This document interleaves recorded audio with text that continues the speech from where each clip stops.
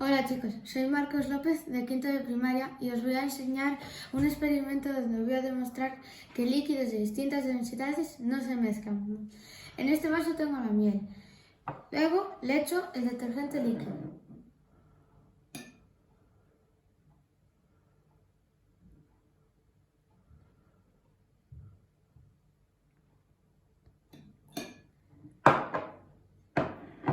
Luego el agua.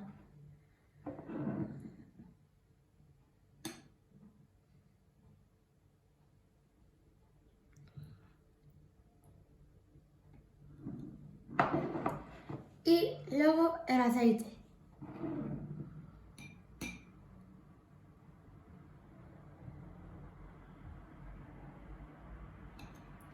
Y aquí tenéis el resultado.